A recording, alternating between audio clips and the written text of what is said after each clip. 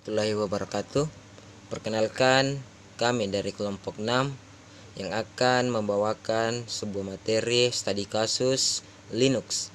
Dalam sebuah materi tersebut terbagi dalam 7 pembahasan, di mana pembahasan pertama prinsip dasar Linux yang akan dijelaskan oleh saya sendiri, dan pembahasan yang kedua command interpreter pada Linux yang akan dijelaskan oleh saudara Marcel Prijaya. Dan pembahasan yang ketiga, file allocation table yang akan dijelaskan oleh saudara Abdus Syaban Arsyad. Pembahasan keempat, batch file yang akan dijelaskan oleh saudara Muhammad Afif Ramadan. Dan pembahasan yang kelima, AutoX yang akan dijelaskan oleh saudari Ayu Safitri Dwi. Dan pembahasan yang keenam, fungsi config SCS pada Linux yang akan dibawakan atau dijelaskan oleh saudara Marcel Prijaya. Dan yang terakhir, pembahasan yang ketujuh, perbandingan Linux dengan Unix yang akan dijelaskan oleh saudari Ayu Safitri Dwi. Nah, sebelum kita memasuki pembahasan lebih lanjut, kita akan membahas pembahasan yang pertama. Pembahasan yang pertama yaitu prinsip dasar Linux. Nah, di sini, siapa yang tidak kenal Linux? Linux saat ini sudah menjadi idola tersendiri bagi kalangan penggiat di bidang teknologi informasi. Nah, para pengembang maupun orang-orang yang berada di lingkungan tersebut mulai berpindah menggunakan sistem operasi Linux. Linux tidak memerlukan biaya yang memakainya atau bersifat open source. Sistem operasi ini juga hanya membutuhkan sumber daya yang kecil dibandingkan dengan Windows. Sebelum Anda memulai lebih jauh, kita akan coba terlebih dahulu mempelajari beberapa perintah dasar Linux yang wajib diketahui. Kumpulan perintah ini akan mempermudah Anda untuk menggunakan sistem operasi Linux seperti memindahkan folder, melihat isi file, menghapus file, mengganti nama, dan lain sebagainya. Nah, tidak semua prinsip dasar Linux sama.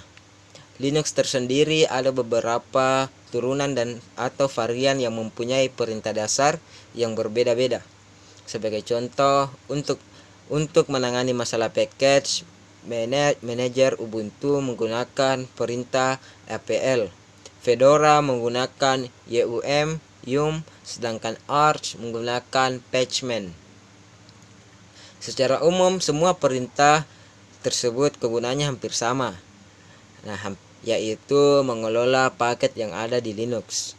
Jadi, sebagai catatan, pada kesempatan ini saya akan mencoba menjelaskan secara umum mengenai perintah dasar Linux yang bisa berjalan di hampir semua varian Linux seperti Ubuntu, Debian, dan lain sebagainya. Nah, di sini prinsip dasar Linux yang wajib diketahui yang pertama yaitu man, perintah untuk melihat panduan. Yang kedua, perintah help untuk panduan ringkas, sudo untuk super user, is untuk melihat direktori, cd untuk masuk ke direktori, mkdir nama folder untuk membuat folder, pwd untuk melihat direktori aktif, vim untuk membuka text editor, cp asal tujuan untuk menyalin file, mv asal tujuan untuk memindahkan folder. Selanjutnya ada rm file untuk menghapus file, find nama file untuk mencari file, history untuk melihat riwayat. Dan selanjutnya ada cat untuk melihat isi file, echo untuk menampilkan baris teks, grep untuk mencari kata, wc untuk menampilkan baris baru, sort untuk mengurutkan, chmod untuk mengganti hak akses, chown mengganti hak milik,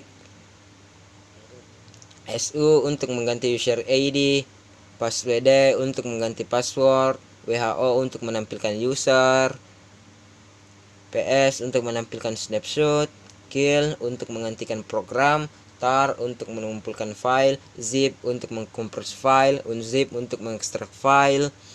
Ada juga SSH untuk akses jarak jauh, SCP untuk menyalin file, fdisk untuk menampilkan partisi, mount untuk menampilkan file, umount untuk melakukan unmount, DU untuk menampilkan ukuran file, DF untuk menampilkan dispatch, reboot untuk memulai ulang, power off untuk mematikan, gedit untuk membuka editor teks,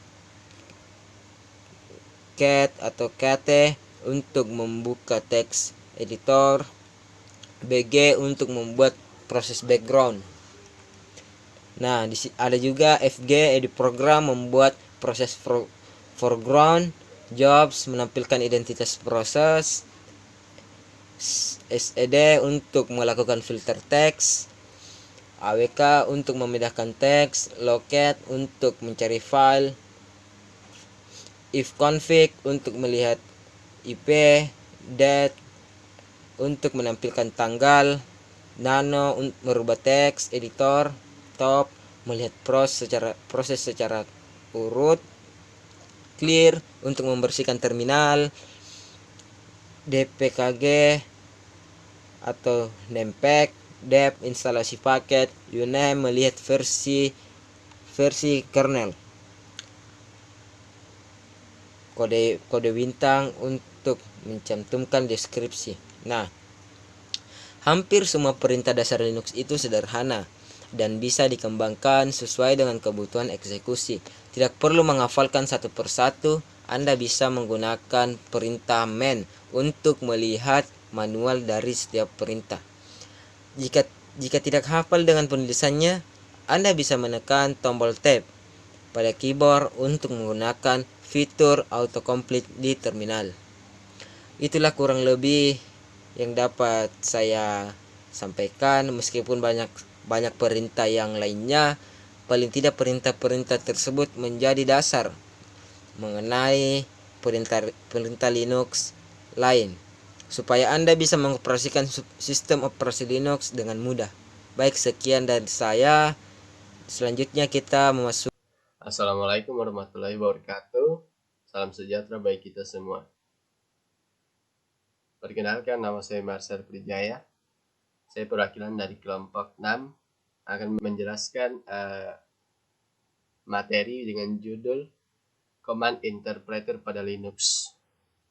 Command Interpreter adalah sebuah program yang membaca perintah tekstual dari pengguna atau dari file, misalnya variabel pengaturan atau konstruksi kontrol, dan yang dapat menjalankan file lainnya.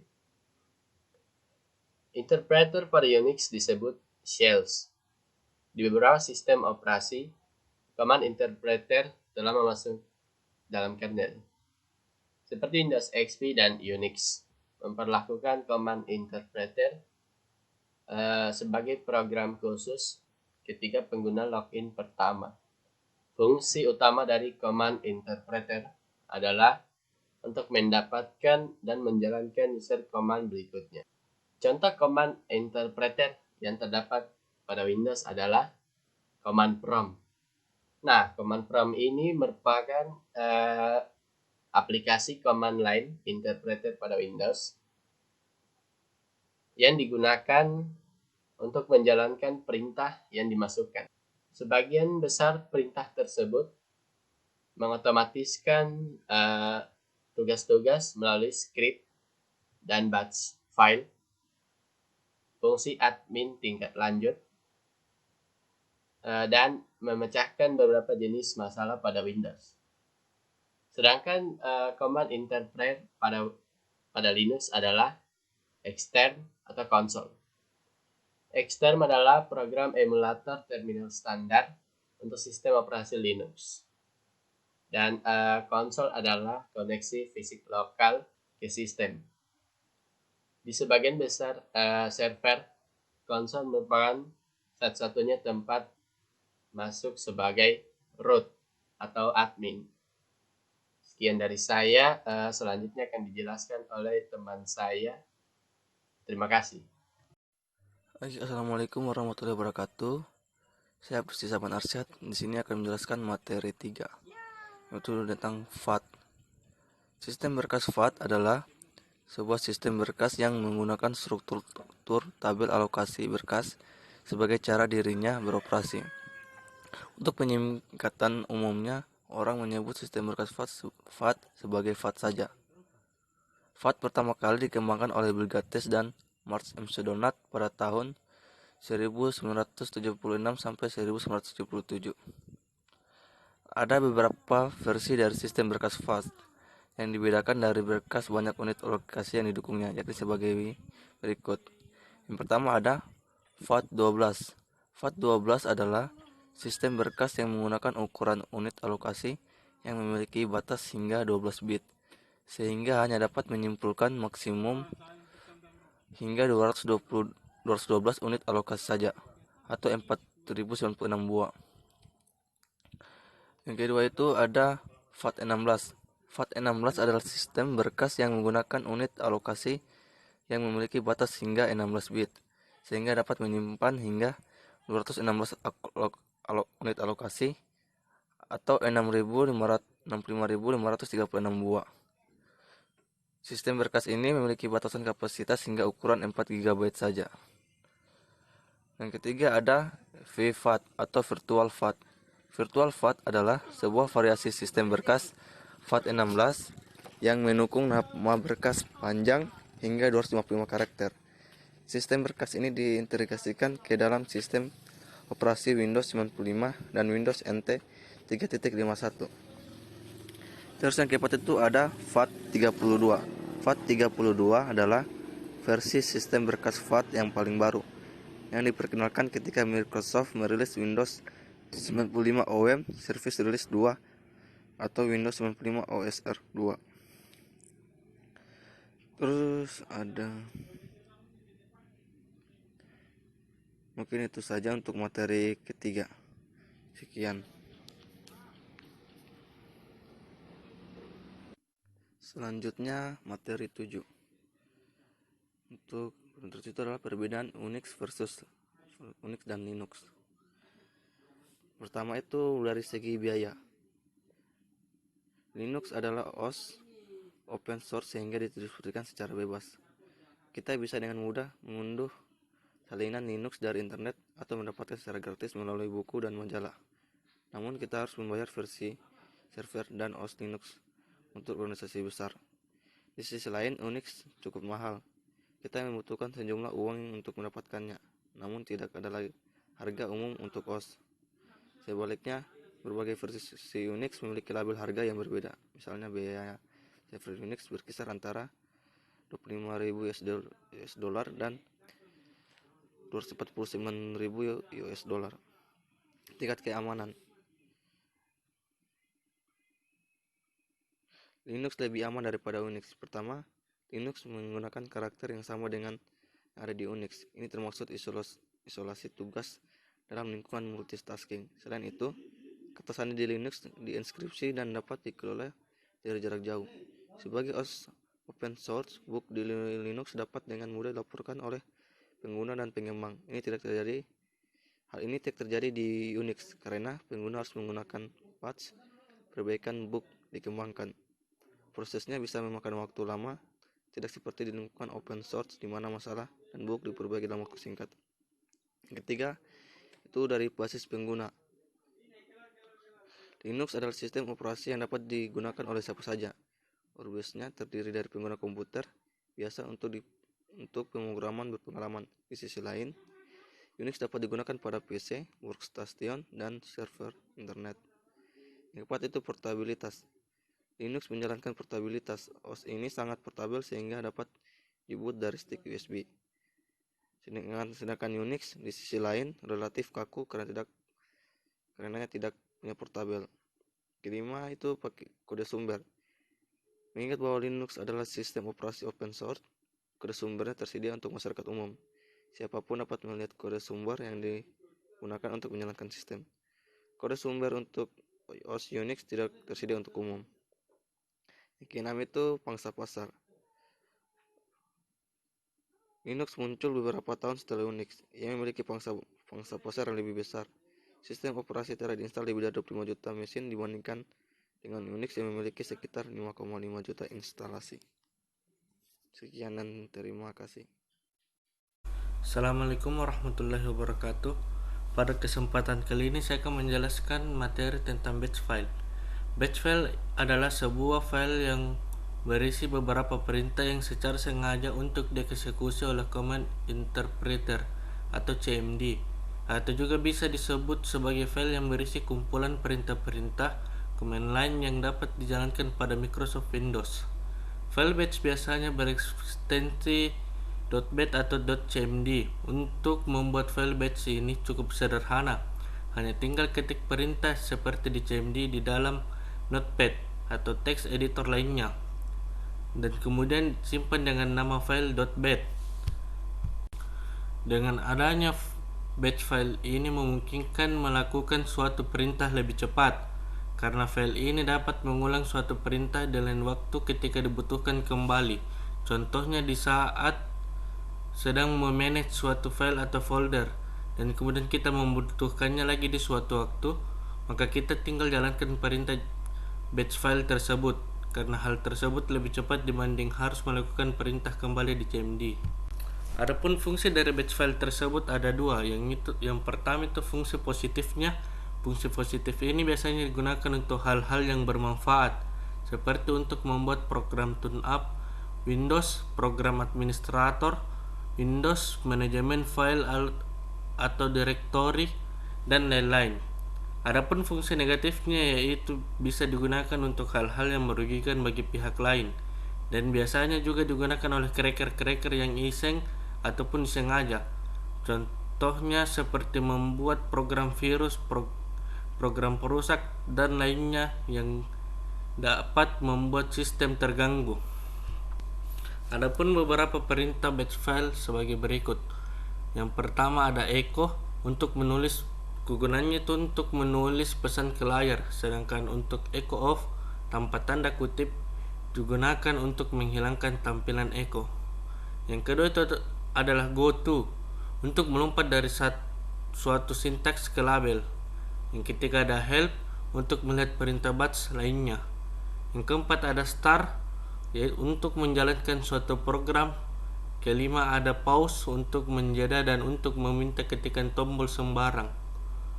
Yang keenam ada rem untuk menonaktifkan suatu perintah, dan masih banyak lagi perintah yang lainnya. Demikian materi yang saya bawakan hari ini. Kurang dan lebihnya mohon dimaafkan. Assalamualaikum warahmatullahi wabarakatuh. Assalamualaikum warahmatullahi wabarakatuh. Perkenalkan, saya Safitri Dwi dari kelompok 6. Saya akan membacakan materi 5 tentang AutoAccess.bat. AutoAccess.bat adalah berkas sistem yang awalnya ditemukan pada sistem operasi jenis DOS. Sistem ini termasuk teks batch file yang biasa terletak di direktori root dari perangkat boot. Singkatan dari berkas ini adalah automatic execution. Fungsinya yaitu untuk mengatur startup maupun eksekusi file tertentu saat pertama kali komputer dinyalakan atau booting. File ini terletak pada root pertama, tempat di mana OS berada, terutama OS berbasis DOS, Windows 97, Windows 98, dan ME. Untuk versi di atasnya biasanya sudah tidak menggunakan lagi karena sudah menggunakan anti-bootloader. File ini tidak ditampilkan pada Windows Explorer defaultnya dan hanya bisa dikonfigurasi pada posisi command prompt DOS. Penggunaannya: AutoAccess.bat dibaca pada saat startup oleh semua versi DOS, termasuk versi MS-DOS yang digunakan pada Windows 95 dan 98. Di bawah DOS, berkas tersebut dijalankan setelah sistem operasi telah booting dan setelah config.sys file telah diproses.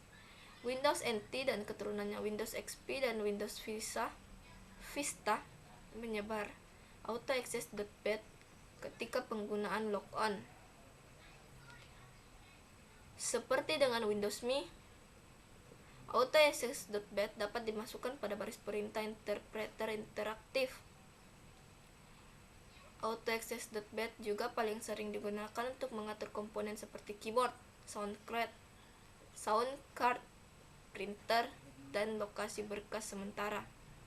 Hal ini juga digunakan untuk memulai sistem utilitas tingkat rendah seperti virus scanner, driver mouse, keyboard driver, CD driver, dan mendeteksi driver lain. Terakhir, ketika menginstal Windows 95, config.scs dan autoaccess.bat berganti nama menjadi config.dos dan autoaccess.dos. Hal ini dimaksudkan untuk mempermudah dual boot antara Windows 9.x dan DOS. Ketika boot ke DOS, mereka untuk sementara berganti nama menjadi config.scs dan auto.bat. Backup dari versi Win95 dibuat sebagai W40 file. Sekian penjelasan saya untuk materi kelima, autoaccess.bat. Terima kasih.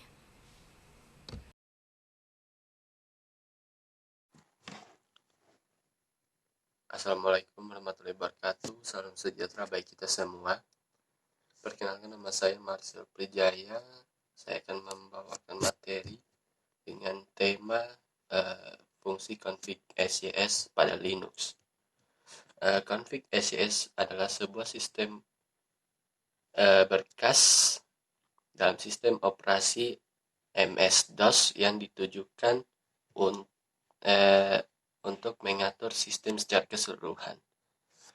Meski berakhiran SCS atau sistem, berkas ini sebenarnya adalah berkas teks dengan pengkodean ASCII sehingga dapat disunting dengan mudah menggunakan editor teks semacam edit.com, edit.com atau e.x.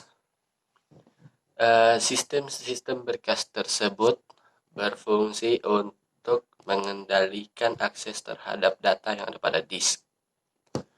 Nah, jadi config SCS yang ada pada Linux itu yang pertama ext2. ext2 juga merupakan salah satu file system yang paling ampuh dan menjadi dasar dari segala distribusi Linux. ext2 mendefinisikan topologi file system dengan memberikan arti bahwa setiap file pada sistem diasosiasikan dengan struktur data inode. Sebuah inode menunjukkan blok mana dalam suatu file tentang hak akses setiap file, waktu modifikasi file, dan tipe file. Yang kedua, ext3. ext3 merupakan versi upgrade dari ext2. Peningkatan tersebut berupa yang pertama, jurnal yang disediakan oleh ext3 menyebabkan tidak perlu lagi adanya pengecekan data setelah kegagalan sistem. ext3 hanya dicek ketika ada kerusakan pada hardware seperti kerusakan hard disk. Namun kejadian seperti ini sangat jarang terjadi. Yang kedua, waktu yang diperlukan ext3 file system setelah terjadi unclean shutdown tidak bergantung dari ukuran file sistem atau banyaknya file, tetapi tergantung dari besarnya jurnal yang digunakan untuk menjaga konsistensi. Selanjutnya ada Razer. Razer file system memiliki jurnal yang lebih cepat. File system Razer dibuat berdasarkan balance tree yang cepat, namun memiliki algoritma yang rumit. Yang keempat ada sistem berkas X. X file system juga merupakan journaling file system yang dibuat oleh SGI dan digunakan di sistem operasi SGI IRIX. X file system juga tersedia untuk Linux di bawah lisensi GPL. Sistem berkas X ini menggunakan baterai untuk menangani file yang sangat banyak. Sehingga X file system ini digunakan pada server yang begitu besar. Sekian dari saya. Mohon maaf jika ada salah kata. Selamat malam. Assalamualaikum warahmatullahi wabarakatuh. Assalamualaikum warahmatullahi wabarakatuh. Perkenalkan, nama saya Safitri Dwi dari kelompok 6 yang akan menjelaskan materi ke-7 tentang perbandingan Linux dan Unix. Unix dan Linux adalah dua sistem operasi yang populer. Yang pertama adalah Unix. Unix adalah sistem operasi open source yang utamanya digunakan untuk menjalankan PC, server internet, dan workstation. Unix dikembangkan pada tahun 1970 di AT dan T-Bell Labs dan ditulis dalam bahasa pemrograman C. Yang kedua, Linux. Linux adalah keluarga sistem operasi perangkat lunak bebas dan sumber terbuka yang berbasis pada kernel Linux. Sebuah kernel sistem operasi yang pertama kali dirilis pada 17 September 1991 oleh Linux Torvalds. Linux biasanya dikemas dalam distribusi Linux atau singkatannya distro. Perbandingan Linux dan Unix. Yang pertama yaitu biaya. Linux adalah OS open source sehingga didistribusikan secara bebas. Dapat diunduh dari internet atau mendapatkannya secara gratis melalui buku dan majalah. Namun, harus membayar untuk versi server dan OS Linux untuk organisasi besar. Di sisi lain, Unix cukup mahal. Dibutuhkan sejumlah uang untuk mendapatkannya. Namun tidak ada harga umum untuk OS. Sebaliknya, berbagai versi Unix memiliki label harga yang berbeda. Yang kedua, tingkat keamanan Unix dan Linux. Kedua sistem operasi rentan terhadap ancaman keamanan yang berbeda. Linux lebih aman daripada Unix. Pertama, Linux menggunakan karakter yang sama dengan yang ada di Unix, yaitu termasuk isolasi tugas dalam lingkungan multitasking. Selain itu, kata sandi di Linux dienkripsikan dan dapat dikelola dari jarak jauh. Sebagai OS open source, bug di Linux dapat dengan mudah dilaporkan oleh pengguna dan pengembang. Di Unix, karena penggunaan harus menunggu patch perbaikan bug dikembangkan, jadi itu tidak akan terjadi. Prosesnya bisa memakan waktu lama, tidak seperti di lingkungan open source di mana masalah dan bug diperbaiki dalam waktu singkat. 3. Basis penggunaan. Linux adalah sistem operasi biasa yang dapat digunakan oleh siapa saja. User base-nya terdiri dari pengguna komputer biasa untuk pemrograman berpengalaman. Di sisi lain, Unix dapat digunakan pada PC, workstation, dan server internet. Yang keempat, portabilitas. Linux menjalankan portabilitas OS ini sangat portable sehingga dapat diboot dari stick USB. Unix di sisi lain relatif kaku karenanya tidak portable. 5. Kode sumber. Mengingat bahwa Linux adalah sistem operasi open source, kode sumbernya tersedia untuk masyarakat umum. Siapapun dapat melihat kode sumber yang digunakan untuk menjalankan sistem. Kode sumber untuk OS Unix tidak tersedia untuk umum. Yang kelima yaitu pangsa pasar. Pangsa pasar dapat diartikan sebagai jumlah orang yang menggunakan OS tertentu. Meskipun Linux muncul beberapa tahun setelah Unix, Linux memiliki pangsa pasar yang lebih besar. Sistem operasi telah diinstal lebih dari 25 juta mesin dibandingkan dengan Unix yang memiliki sekitar 5,5 juta instalasi. Sekian penjelasan saya untuk materi 7. Terima kasih. Assalamualaikum warahmatullahi wabarakatuh.